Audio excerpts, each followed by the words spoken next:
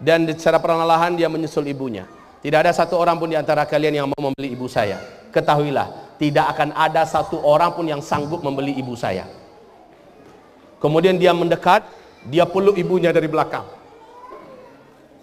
Dia peluk ibunya dari belakang dan dia katakan kepada orang banyak, dengarkan oleh kalian, termasuk pelajaran buat istrinya yang baru saja dinikahinya, ya. Dengarkan oleh kalian, tidak ada harga langit dan bumi ini, tidak ada seluruh harga apa-apa melebihi harga ibu saya. Dan tidak akan ada yang mau dan mampu membeli ibu saya. Ibu, katanya, maafkan aku. Dia pun mulai bersimpuh di depan ibunya. Dia pegang kedua betis ibunya dan dia ciumi kaki ibunya di depan orang banyak. Orang hebat-hebat, orang kaya-kaya. Dia tidak malu dengan istrinya. Dan dia berkata, demi Allah, dari rahim wanita ini saya lahir. Demi Allah, dia yang mendidik saya sampai saya sukses seperti ini. Demi Allah, tidak ada yang mampu menggantikannya di hati saya dan dalam kehidupan saya. Seluruhnya terperangah. Ini yang disebut dengan anak yang ihsan. Anak yang ihsan. Berani membela kehormatan ibu, kehormatan orang tua. Tapi anak sekarang coba lihat. Mencampaan orang gaib diletakkan di panti jompo. Kemudian merasa minder orang tuanya datang ke rumahnya. Apalagi orang tua kampungan. Maka jika ingin punya anak yang seperti cerita kita barusan, didiklah anakmu adab. Engkau akan dapatkan anak-anak yang soleh. Yang soleh itu apa? Nah, semua sudah saya terjemahkan tadi. Bir apa artinya, khair apa artinya, ma'ruf apa artinya, thayyib apa artinya. Kalau ihsan apa artinya? Sekarang soleh itu apa artinya? Soleh adalah global. Semuanya masuk dalam kalimat soleh. Anak yang birrul walidain itu anak soleh. Anak yang ihsan pada orang tuanya itu adalah anak yang soleh. Anak yang berlaku khair kepada keluarganya dan kepada orang tuanya adalah anak yang soleh. Soleh itu fisiknya sehat, fisiknya bagus, fisiknya kuat, ya. Sementara dia punya ketaatan dan ibadah yang bagus, akhlaknya mulia kepada orang tua dan keluarganya, betul-betul sangat santun dan pandai menghargai orang lain, pandai menyambung tali silaturahim. Intinya itu dimaksud dengan anak yang soleh. Jadi jika kita pengen punya anak yang soleh, didik dia adab. Didik dia adab, kita akan punya anak yang soleh. Maaf, sekolah-sekolah bermunculan di mana-mana di seluruh dunia. Tetapi tidak ada sekolah-sekolah yang mengajarkan adab kepada anak-anak kita. Yang diajarkan selalu tentang masalah fikih, wudu, salat, tayamum, masalah air yang suci, air yang najis, ya, tentang masalah haid, masalah nifas, tentang masalah akidah, tentang masalah tafsir, ilmu hadis. Sementara adab, coba lihat lembaran yang sudah kami siapkan untuk Bapak Ibu. Ada di tangan nggak? Coba lihat Bapak Ibu. Halaman keduanya. Perhatikan halaman keduanya. Bagaimana beberapa sampel dan contoh para ulama salaf dulu, mereka tidak akan belajar kecuali menyelesaikan adab terlebih dahulu. Lihat bagaimana pernyataan Abdullah ibnul Mubarak. Abdullah ibnul Mubarak berkata, saya berguru dengan guru saya selama 30 tahun. 20 tahun saya belajar adab kepada guru saya. Cuma 10 tahun saya belajar ilmu agama. 20 tahun belajar adab dengan guru saya. 10 tahun saya belajar ilmu agama. Salah seorang gurunya adalah Imam Malik. Imamnya kota dan kiblat suci kedua umat Islam, yaitu Madinah Al-Munawwarah. Imam Malik bin Anas salah satu dari antara guru Imam Syafi'i juga. Apa kata Abdullah bin Mubarak? Saya duduk belajar dengan Imam Malik selama 20 tahun. 18 tahun saya habiskan mempelajari adab darinya. Dan 2 tahun saya baru belajar ilmu agama. Masya Allah Pak. Jadi kita sekarang ini belajar ilmu agama itu kayak nomor 1. Ya memang nomor 1. Tapi adabnya coba lihat. Maaf sekali lagi. Bapak masukkan anak Bapak ke pesantren. Coba lihat, maaf. Guru-guru yang ngajar di pesantren itu beradab enggak? Berakhlak enggak? Oh pesantrennya keren. pembangunannya Masya Allah, gurunya taman LC, MA, doktor. Tapi maaf, beradab nggak, berakhlaknya para guru-gurunya? Karena ini yang nomor satu, Pak. Ketika guru tidak beradab, ketika guru tidak berakhlak, apa yang mau diajarkan pada anaknya, pada anak-anak kita? Maka prioritas kita lihat bagaimana akhlaknya dulu. Akhlak guru-gurunya, lihat bagaimana guru-guru di rumah tangganya. Perhatikan itu, wahai para hamba-hamba Allah, wahai para orang tua. Kita wajib mengajarkan adab pada anak kita. Saat ini kita menggantikan posisi kewajiban itu kepada pesantren. Ini adalah pilihan yang sehat, pilihan yang benar. Bapak Ibu masukkan anaknya ke pesantren. Macam-macam di Payakumbuh ini. Ada Insan Cendikia, ada Cahaya Islam, ada apa lagi? Al-Kautsar. Ada yang di sini Mahad Islami, yang di Payakumbuh. Sekarang muncul Madrasah Mulazamah Ulum Islamiyah Al-Hufaz. Nah, Bapak-bapak, ibu-ibu yang kami muliakan, masukkan anak kita ke pesantren, pilihan dan alternatif yang paling wajib sekarang ini. Karena mengisi ruang agama dalam hidupnya, ya. Tetapi tolong pastikan yang mengajar anak-anak kita adalah zaul khuluqi wal adab. Ini yang akan mendidik anak kita adalah orang-orang yang berakhlak, orang-orang yang beradab. Adab diajarkannya. Dia perhatian betul dengan adab anaknya, muridnya. Mari kita lihat. Bapak Ibu sudah baca ini belum? Sudah baca apa belum? Saya yakin Bapak Ibu kalau membaca ini tadaruh hatinya. Akan tergugah hati dan perasaan. Bagaimana para guru betul-betul beradab pada muridnya. Salah satu adabnya adalah dia mendoakan muridnya. Dia mohonkan ampun kepada Allah. Dia mohonkan ampun untuk dirinya dan untuk muridnya. Setelah belajar, dia doakan dulu. Masya Allah, ini adalah guru-guru yang beradab, Pak. Guru-guru yang beradab. Akhirnya ilmu yang diterima oleh anak langsung berbentuk fisik anak yang berakhlak. Allah. Keluar dari pesantren, mengajar nyusul ilmu waktu berjamaah kamu saji. Keluar dari pesantren, tutur kata dan bahasanya sangat lembut, santun kepada orang tuanya, kepada masyarakatnya sangat beretika. Ini baru pesantren. Pesantren yang akan mendidik anak kita beradab dan berakhlak. Beradab kepada Allah, beradab kepada kedua orang tua, beradab kepada keluarga besar, beradab kepada tetangga, beradab dalam muamalah di luar sana. Jadi maaf, coba dilihat di sini. Coba dilihat di sini, barisan yang ini. Barisan ini halaman kedua. Coba dilihat apa yang kita tuliskan di sini. Para ulama dulu, ulama salaf dulu sangat membenci satu hal. Apa itu? Terlalu banyak menggeluti ilmu-ilmu agama sampai lupa mempelajari adab. Padahal urutannya menurut para sahabat, urutannya menurut Rasulullah sallallahu alaihi wasallam.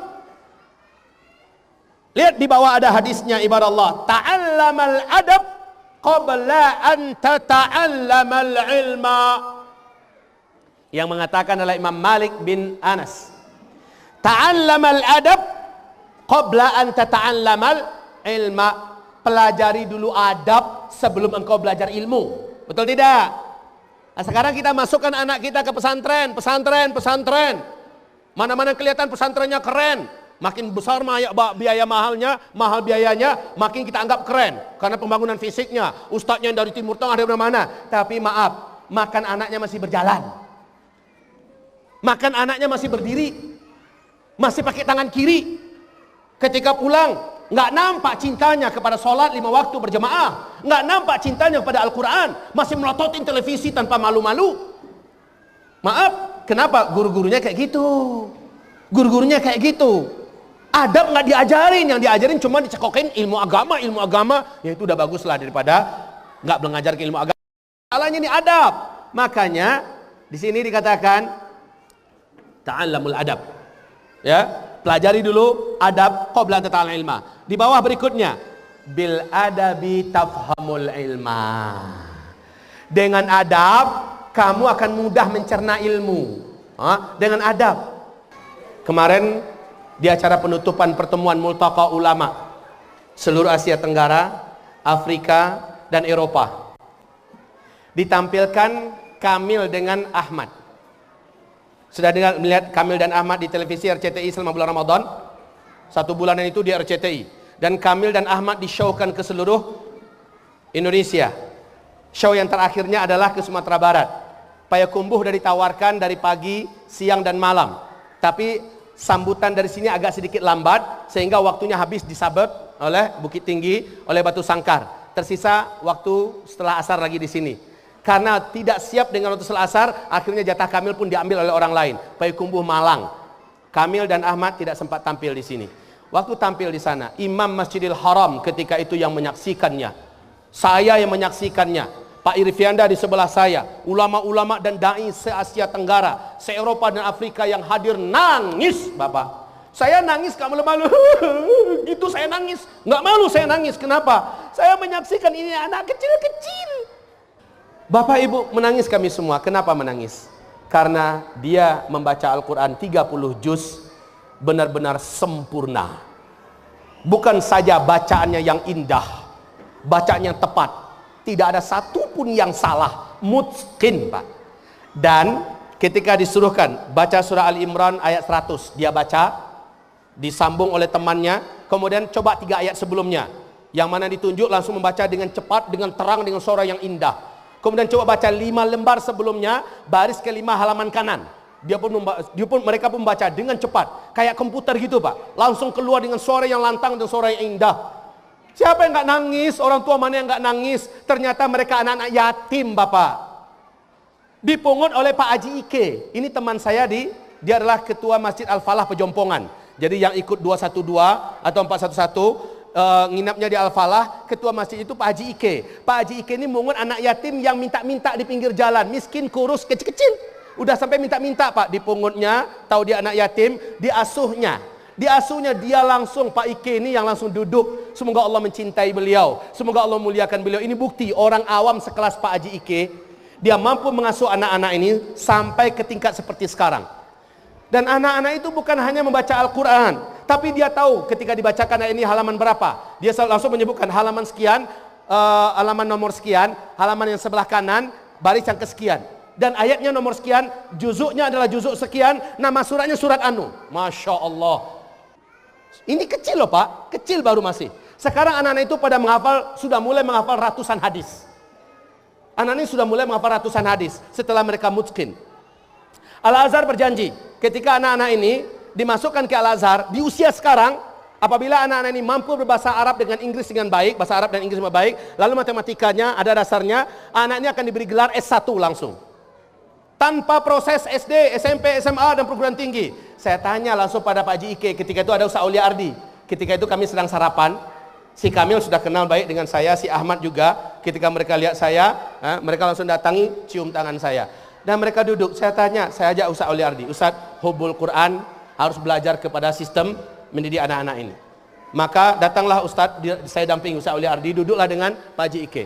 Bertanyalah Ustaz Aulia Ardi, apa sistemnya dalam mendidik anak? Apa kata sang orang tua asuh ini, Pak Haji Ike? Dia pengusaha sukses, Pak. Tapi subhanallah setelah dia mengurus itu anak, dia boleh dikatakan tidak pernah meninggalkan anak-anak itu. Dia langsung bertanya kepada anak-anaknya, Ahmad, berapa juz Ahmad mengulangi hafalan Al-Quran sehari? Ahmad itu menjawab 10 juz sampai 10,5 juz satu hari. Dia mengulang. Yang menyimak ulangan itu siapa? Langsung beliau, Pak Haji Ike. Bapak bisa bayangkan betapa tabahnya itu orang tua duduk dengan anak-anak ini. Kemudian saat ditanyakan kepada beliau, apa sistemnya dalam mendidik anak ini? Beliau mengatakan, tidak ada sistem. Yang penting ada 2. Sabar, ulet, tekun. Ini yang pertama, sabar, ulet, tekun dengan anak, sabar. Yang kedua, mujahadah, bersungguh-sungguh dengan anak-anak. Duduk dengan anak itu selama-lama mungkin. Simak mereka, dengarkan mereka. Pernah 3 bulan, karena usaha saya banyak yang mau saya urus, anak ini saya titipkan kepada seorang guru muhafiz yang punya sanad untuk digembleng, dilebih sempurnakan lagi. 3 bulan kemudian saya tes Kamil, jangankan surat dan juz yang lain, juz amma saja mulai melemah dan berantakan. Menangis saya di tempat. Saya bersumpah demi Allah tidak akan saya tinggalkan lagi anak-anak ini. Kemudian saya ambil mereka kembali. Maka katanya baru dalam beberapa bulan ini mereka sudah terbang dengan saya 56 penerbangan. Yang ini sudah 47 penerbangan. Artinya kemana pergi anak-anak ini dibawanya. Ini yang disebut dengan mulazamah sejati, Pak. Dan dia duduk dengan anak-anak. Ditanyalah Ustaz Uli Ardi, apakah Bapak punya metode ini dipelajari dari mana-mana? Kata beliau, saya nggak belajar metode dari mana-mana.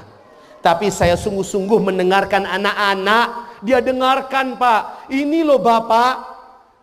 Sejak itu saya merasa dihantam kepala kanan saya, merasa dihantam kepala kiri saya. Air mata nggak mampu menahan, saya nangis. Makin kuat azam saya. Insya Allah ya Rabb, tolong hamba. Mulai tahun ini azam saya akan wujudkan. Saya akan erami anak-anak semampu saya. Baik yang di madrasah putra, madrasah putri, apalagi anak-anak saya. Saya akan hibahkan sisa umur saya bersama anak-anak. Saya berharap istri-istri saya mendampingi nanti. Dan ini kewajiban setiap ayah. Itu anak yatim loh Pak. Yang mengasuhnya bukan orang tua kandungnya, tapi figur ayah, figur laki-laki itu ada pada beliau. Udah, apa salahnya dari maghrib sampai isya udah dampingi kami para ibu-ibu ini bersama anak-anak. Duduk saja udah di depan, anak-anak akan tertib itu semua. Memang benar Pak. Kita duduk, lihat anak-anak kita belajar, akan tertib itu Pak. Tapi kalau ibunya saja dia nggak lewat Pak, dianggap lewat oleh mereka. Dan ini mulazamah itu kenapa harus sosok gurunya laki-laki? Karena laki-laki itu punya wakarah, punya wibawa, punya kehormatan yang langsung anak ini tunduk. Maka sosok ayah diperlukan dalam rumah tangga. Jangan banyak keluar Pak, lalu kita salahin istri. Kita salahin pesantren. Kalau bapak masuk anak ke pesantren, bapak mesti rajin komunikasi, tanyakan terus keadaan anak kita, datangi dia sehingga dia merasa ayahnya care. Jangan hanya ibu mulu. Awas loh Pak, anak laki-laki jangan pernah dia curhat-curhatan dengan ibunya. Dia akan menjadi lembek dan tidak punya prinsip. Anak laki-laki harus curhatan dengan ayahnya. Ini baru pendidik yang benar, agar bapak ketahui. Tapi anak perempuan Bu, jangan ibu biarkan dia curhat dengan ayahnya. Tapi dia harus curhat dengan ibu. Itu ya Bu ya, anak perempuan dia harus curhat dengan ibunya, dia harus banyak bicara dengan ibunya supaya dia bisa menyalin apa-apa yang ada dari ibunya. Dan yang laki-laki dia bisa menyalin apa-apa yang ada dari bapaknya. Ketegasan, prinsip, keberanian, kejantanan, ketidakbimbangan, ketidakgalauan segala macamnya, dia akan salin dari sosok sang ayah. Taib, kita kembali kepada topik kita, lihat halaman kita kembali. Ibarat Allah yang kami muliakan. Masya Allah, Syekh Saleh Al-Utsaimin, seorang ulama besar rahimahullah di Timur Tengah, beliau menasihatkan berikut ini. Dengan memperhatikan adab, maka akan mudah kita meraih ilmu. Memperhatikan adab dengan mudah kita meraih ilmu. Maaf ya Pak ya, apa kata Pak Haji Ike? Saya sangat tidak bisa terima, dan ini adab memang. Bagaimana anak-anak akan hafiz Al-Quran dan diberkahi hafalannya, sementara gurunya ketika menyimak anak dia masih megang handphone, masih megang jet. Maaf Bapak Ibu, kalau ketemu sang muhafiz seperti itu, anak kita tidak akan diberkahi oleh Allah hafalannya, karena gurunya tidak beradab. Guru itu harus dengarin sepenuhnya, seperti ini mendengarkan anak. Jangan nyambil WA-an, balas update status segala macamnya. Ini tidak beretika, tidak beradab. Lalu anak disuruh untuk beradab. Dia saja tidak beradab di hadapan Allah Subhanahu wa taala. Ibarat Allah yang kami muliakan, ini tidak boleh. Sambil mendengarkan anak, kemudian dia menggambar-gambar, melukis-lukis. Maaf. Makanya adab dalam mendidik anak-anak itu di zaman salaf dan di zaman keemasan Islam, senantiasa anak itu Pak, apa kata para sahabat?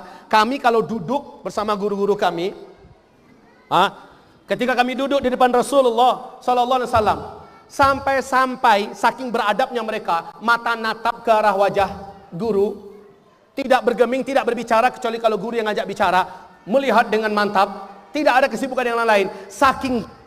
Saking tenangnya kami, bila ada usfur, burung, ya, yang hinggap di bahu kami atau di kepala kami, maka dia akan terbang lagi sendiri ketika dia penat di bahu kami atau di kepala kami. Tidak ada yang menghalau doh.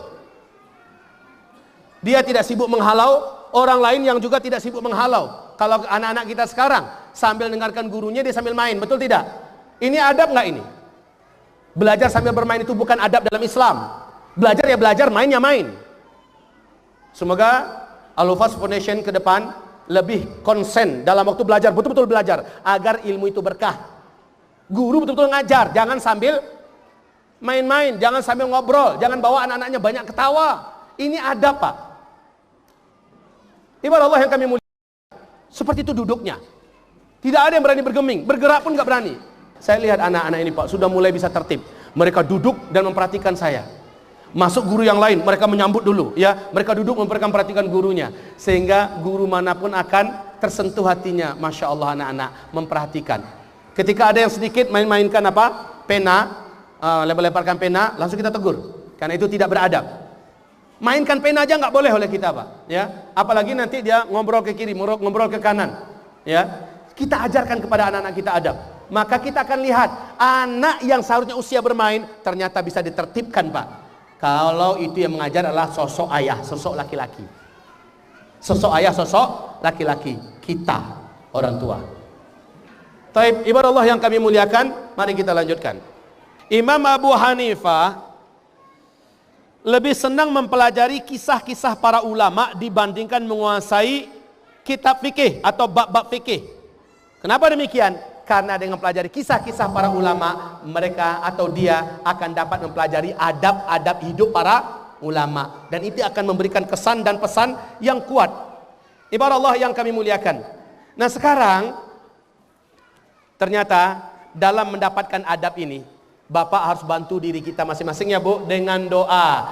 Doa agar kita dan anak-anak kita punya adab. Tolong baca ini doanya. Udah kita tuliskan hadisnya di sini. Nabi minta agar Allah anugerahkan kepadanya akhlak dan adab yang tinggi, Pak. Saya rasa Bapak Ibu tidak punya pilihan lain, minta kepada Allah agar anak Bapak beradab. Jadikan diri kita dulu adalah insan yang beradab. Anak pasti melok, anak pasti ikut. Ayo, doanya apa? Baca sama-sama. Dan ini dia hafalkan nanti.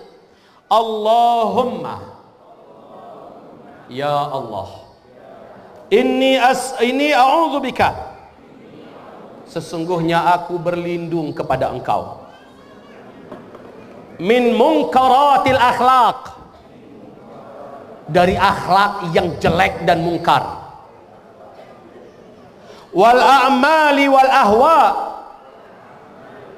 dan kerjaan-kerjaan yang jelek dan mungkar, serta hawa nafsu yang jelek. Ini loh, Pak, didoakan. Allahumma inni a'udzubika min munkaratil akhlaq wal a'mal wal ahwa. Singkat loh. Ya Allah, lindungi hamba. Jangan sampai hamba ini punya akhlak yang mungkar, yang jelek. Lindungi hamba, ya Allah. Ya Allah, lindungi hamba. Jangan sampai kerjaan hamba yang mungkar, yang jelek. Ya Allah, lindungi hamba. Jangan sampai hawa nafsu hamba, keinginan-keinginan hamba yang arahnya jelek-jelek. Masalahnya, Bapak melakukan apa di luar sana? Anak Bapak mungkin ada di sana. Bapak melakukan apa? Wallahi, Pak, apa yang Bapak lakukan di sana semacam ada link yang tanpa ada fisiknya. Link kejelekan Bapak ini akan mempengaruhi keberkahan keberadaan mereka. Kejelekan kita di luar sana apa? Kita berpikir anak kita dimasukkan ke pesantren. Ternyata anak kita tidak menjadi orang semulia yang kita inginkan. Ternyata di luar sana kita harus tanyakan diri kita ngapain. Kita enak-enakan ikhtilat dengan perempuan asing, pegang-pegangan dengan perempuan asing. Kita enak-enakan chatting-chattingan, mesra-mesraan dengan perempuan asing melalui dunia maya. Kita enak-enakan nonton hal yang sangat lucah dan porno. Kita berharap anak kita beradab. Apakah Bapak pikir mendidik anak itu harus langsung di depan saja, lalu di luarnya enggak? Allah, nyambung loh, Pak, nyambung. Ayah bunda paham maksud saya? Apa yang kita lakukan di sana itu ngaruh pada anak kita. Thayyib, ibarat Allah yang kami muliakan. Di bawah ini ada doa lagi, ada doa lagi. Nah, ada 3 doa di situ. Tafadhol Bapak, Ibu, panjatkan doa ini. Dan ajarkan anaknya masing-masing untuk melazimkan doa ini. Jadi kita berdoa, anak kita juga berdoa dengan doa yang sama. Coba yang di bawah, barisan kedua, doanya kita baca sama-sama. Allahumma hadini, ya Allah tuntunlah hamba bimbinglah hamba li ahsanil akhlaq, agar memiliki akhlak yang paling ahsan. La yahdi li ahsaniha illa anta. Tidak ada ya Allah yang mampu membimbing hamba untuk mendapatkan akhlak yang paling ihsan ini kecuali hanya Engkau. Wasrif anni sayyi'aha, dan jauhkan ya Allah, palingkanlah ya Allah dari diriku akhlak yang buruk. La yasrifu anni sayyi'aha illa anta. Tidak akan ada ya Allah yang bisa memalingkan diri hamba ini dari akhlak yang buruk kecuali hanyalah Engkau. Ini doa yang kedua. Doa yang kedua. Doa yang kedua. Maaf ya Pak ya, Ustadz kayaknya serius banget masalah akhlak. Lah ya iyalah, bukankah Nabi mengatakan aku ini diutus cuma untuk ngurusin akhlak, begitu tidak? Coba lihat, ada wanita yang ibadahnya menakjubkan, zikirnya menakjubkan, baca Qur'annya menakjubkan, tapi mulutnya banyak nyakitin orang sekitarnya. Apa kata Rasulullah? Hiya finnar. Wanita itu adalah ahli neraka. Wanita itu masuk neraka. Ibarat Allah, ini perhatikan. Bagaimana ternyata ibadah yang baik, zikir yang banyak, baca Quran yang menakjubkan, ternyata wanita ini bukan dalam surga, tapi dalam neraka. Gara-gara apa? Tidak berakhlak. Yang mananya yang tidak berakhlak? Tuh mulut. Mulutnya kelihatan tidak berakhlak. Afwan, orang ini hatinya kotor, hatinya bersih atau bagaimana? Lihat bagaimana dari mulutnya keluar. Ya, kalau yang hatinya itu kotor, isinya kebun binatang saja, orang keluar itu saja. Kambiangang, kabawang, anjiangang, segala macamnya. Keluarlah kata-kata yang tidak baik, ampeklah segala macamnya. Ini menandakan hatinya kotor. Taib. Kaum muslimin yang kami muliakan, ibadah banyak, saum rajin. Ibadah banyak, saum rajin.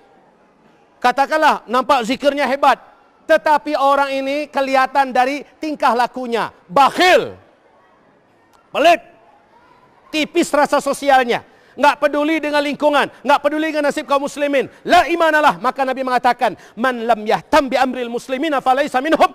Yang tidak peduli dengan apa yang terjadi dengan umat Islam bukan termasuk di antara orang Islam. Loh, begitu loh Pak.